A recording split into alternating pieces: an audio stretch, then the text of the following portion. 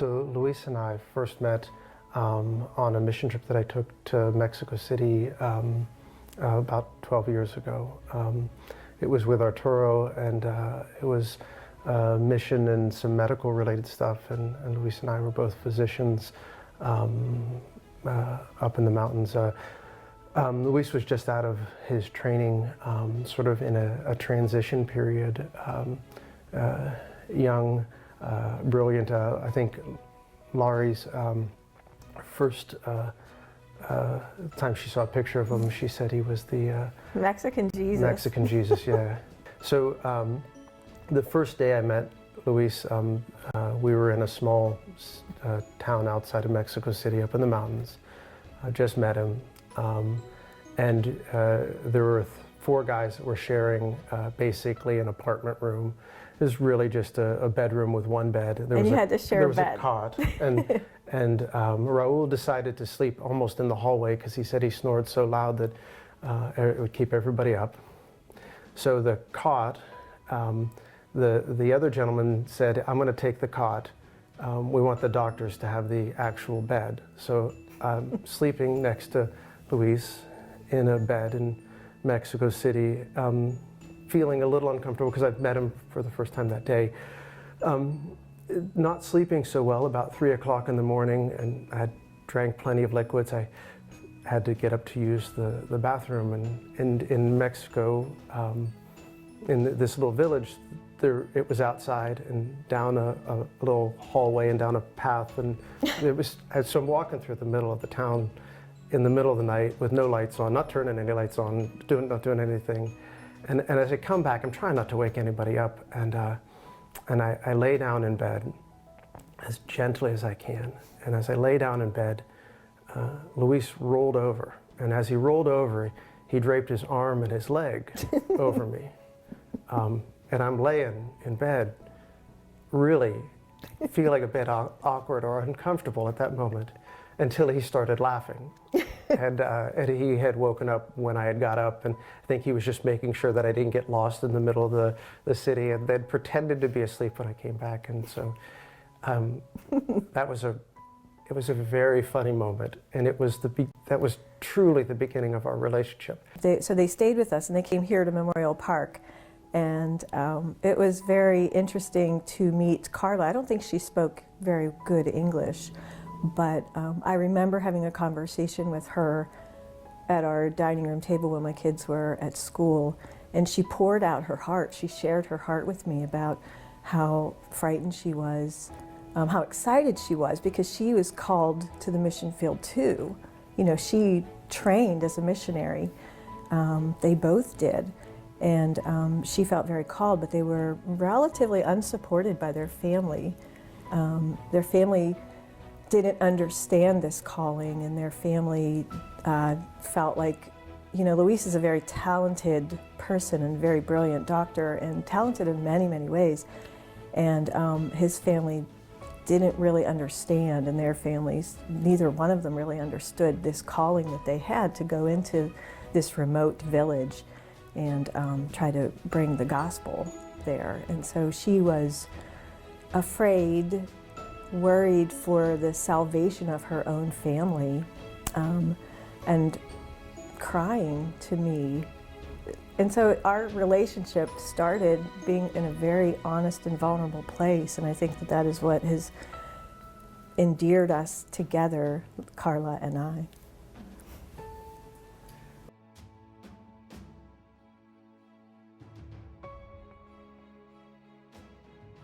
I guess I would say I've loved watching the growth and development of their personal relationship, not only them out in their mission field, but how they have grown as a married couple, and we've watched them have their children.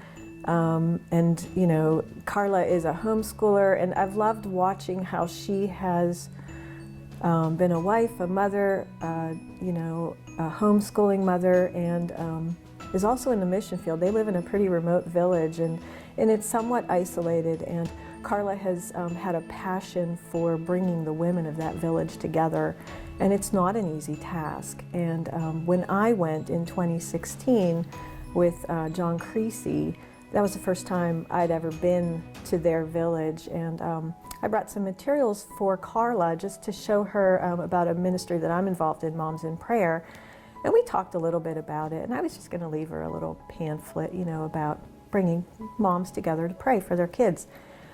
We spent 2 days knocking on doors of all of the women in the village, and we had a prayer meeting, and she developed a prayer group that still meets today of these women in the village. And it was all because of just a little, I mean, I was just going to leave it for her. I bought it for her in Spanish. And she just sort of took it, and now this group is still meeting. And so I've loved watching over time how she has really just developed in, you know, her own mission field. She has a critical part in that village. And I love how they both support each other in their marriage. You know, Luis is very, very busy and very, you know, he has that clinic down in their basement, and it's a clinic, it's 24/7. It's a 24/7 clinic. If the clinic isn't open, somebody will walk up the back steps and knock on the back door. Right. They are, I think one of the things that we always marvel at is their hands are always open. They are very willing to do what it takes to spread God's love in any way possible, you know, taking care of people medically, praying for people, wrapping their arms around that entire village. And I think that is their legacy that they'll leave there, is that they are planting some very, very big seeds in some very rocky soil that's there. I mean, you know, that soil is rocky over there. And I think they're very inspiring for us. After we talk to them or be around them, we are always like, we got to get better at what we're doing here. I think that the mutual inspiration is a good thing, and I think that you're 100% right. When I see Luis, when I talk with him, I want to be a better man.